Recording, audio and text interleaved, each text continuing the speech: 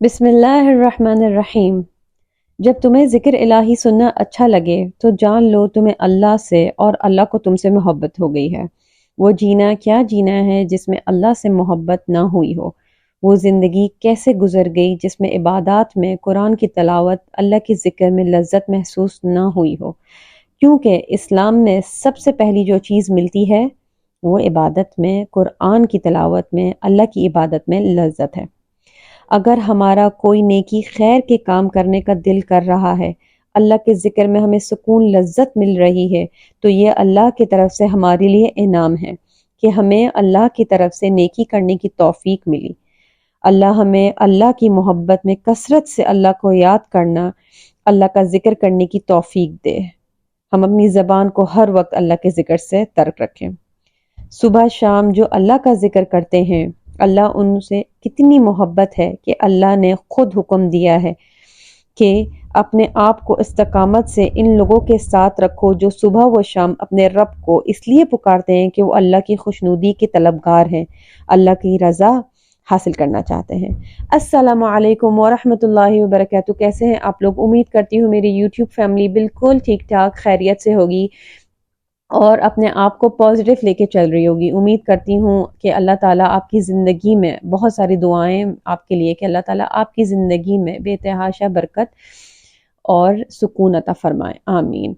तो जी आज जुम्मा है और जुम्मे की शुरुआत हुई है। क्योंकि मैं मॉर्निंग से तो शूट नहीं कर सकी, तो मैंने इशराक की नमाज से आपके लिए व्लॉग बनाना शुरू किया है। और बस जी उसके बाद जो है नमाज से और सुबह के अस्कार से मैं जब फ़ारिग हो गई, और आपको पता है मैं सुबह के अस्कार किसी हालत में भी नहीं छोड़ती। मॉर्निंग में थोड़ा सा पॉसिबल नहीं हो पाता है मेरे लिए, कभी कभार कोशिश मेरी पूरी होती है कि मैं मॉर्निंग में ही अस्कार को पढ़ लिया करूँ फजर की नमाज के बाद। लेकिन टू बी वेरी ऑनेस्ट मैं भी इंसान हूँ और मैं झूठ नहीं बोलूँगी।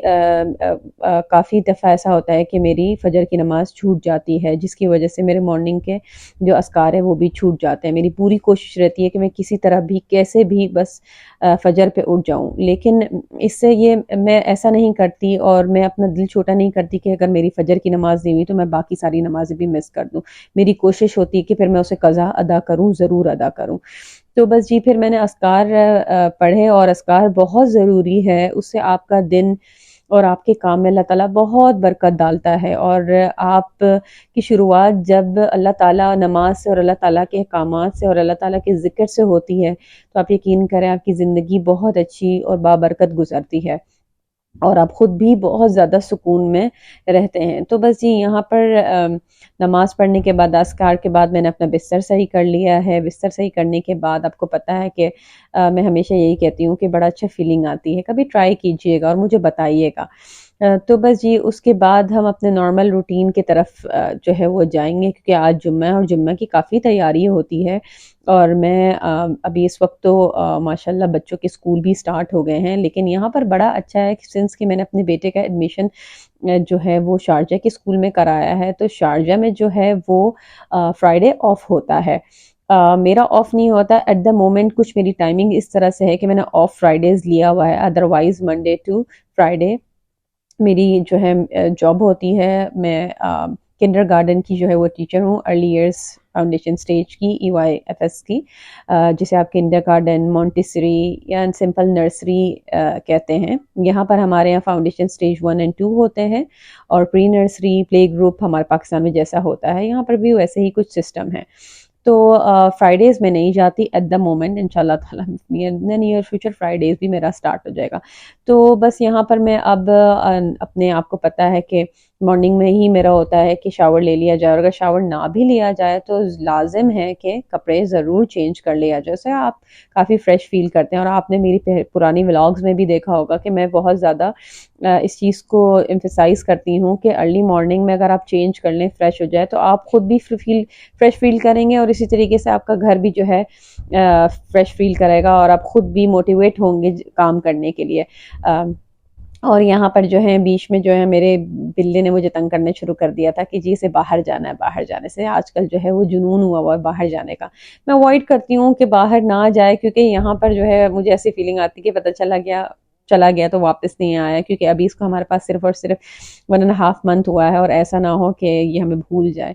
और हम सबको इससे इतनी ज़्यादा अटैचमेंट हो गई है कि अब ये हमारी फैमिली का ही मेंबर हो गया। तो बस जी शावर हो गया है, क्योंकि जुम्मे का दिन है, और जुम्मे के दिन मैं लाजिम शावर ज़रूर लेती हूँ क्योंकि सुन्नत भी है।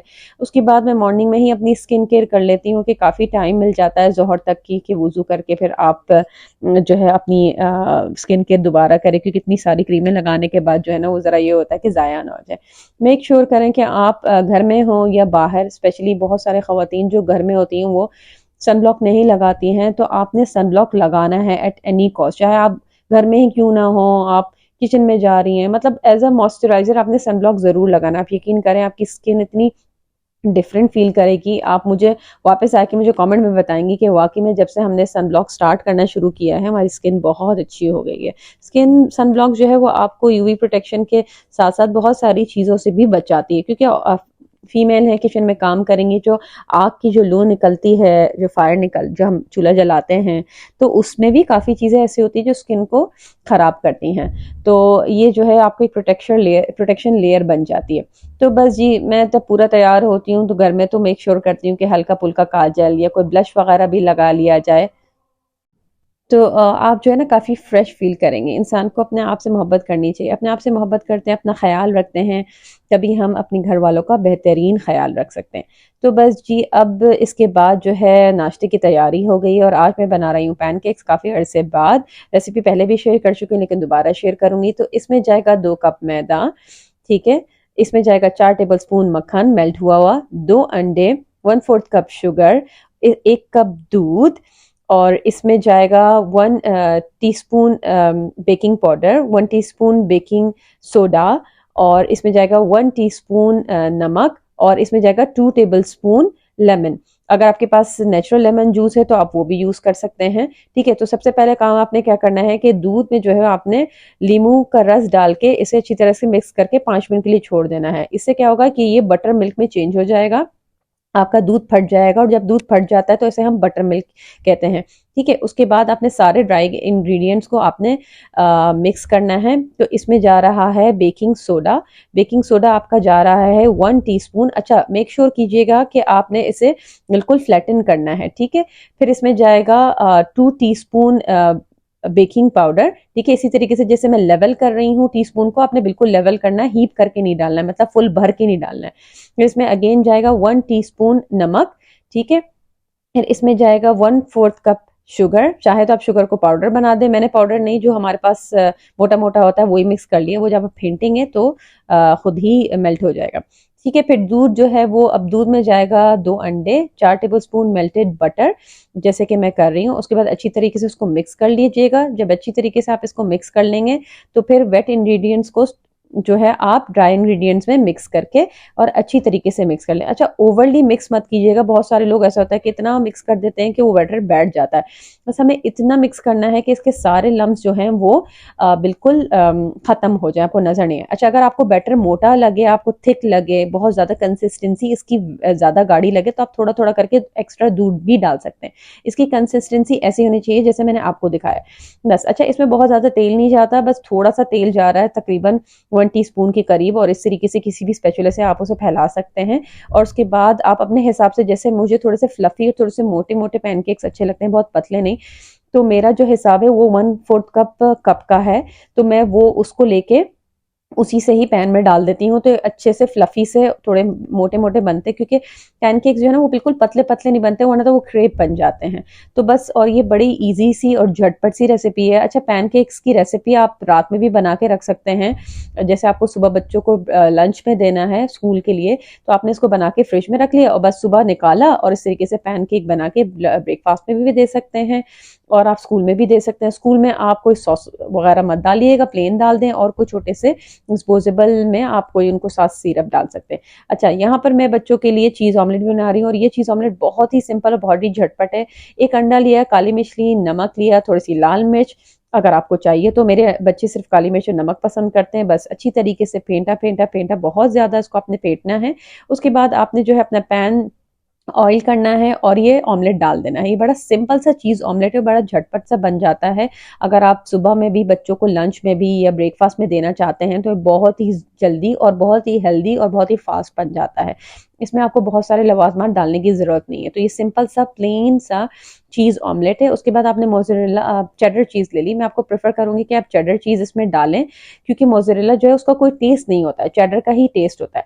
हाँ, अगर आपकी मर्ज़ी है कि आप मोज़रेला और चेडर दोनों डाल लें।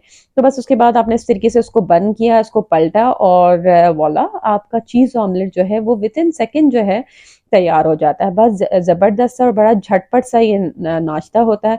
अच्छा, क्योंकि पैनकेक से बच्चों का पेट नहीं भरता तो मैं मेक श्योर करती हूँ कि इसके साथ उनको कोई ऐसी चीज़ दूँ जिनसे उनका पेट भर जाए। वैसे भी मैं मेक श्योर ज़रूर करती हूँ कि बच्चे और एडल्ट भी रोज़ मॉर्निंग में अंडा ज़रूर खाएं।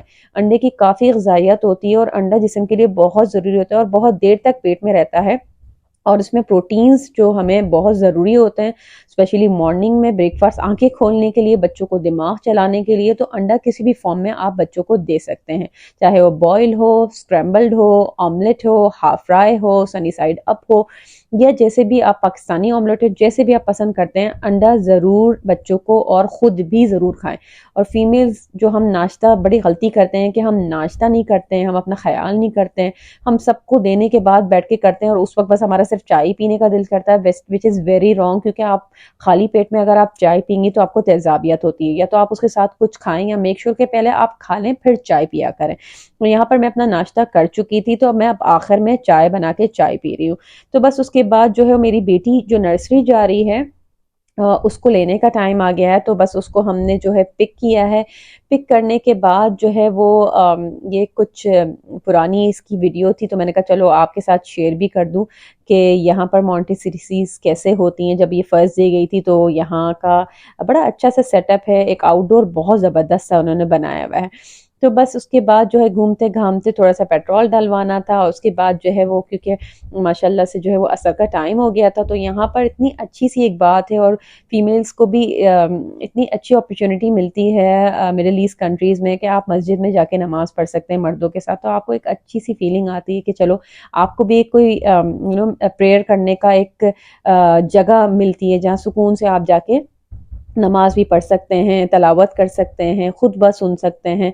तो ये जुम्मे के दिन बहुत प्यारी सी बात है फीमेल्स के लिए कि वो मस्जिद के लिए प्रिपेयर होती हैं मर्दों की तरह। वैसे तो फ़र्ज़ नहीं है, लेकिन एक अच्छी सी अपॉर्चुनिटी मिल गई है फीमेल्स को यहाँ पर जाने के लिए, जहाँ पर फीमेल्स अपने आप को भी फोकस में रखें। क्योंकि घर में क्या होता है कि इतने कामों में जो है ना वो सही तरीके से इबादत हो नहीं पाती। अल्लाह ताला इबादत को कबूल करने वाला है, बाकी तो सब आपकी मेहनत पे है।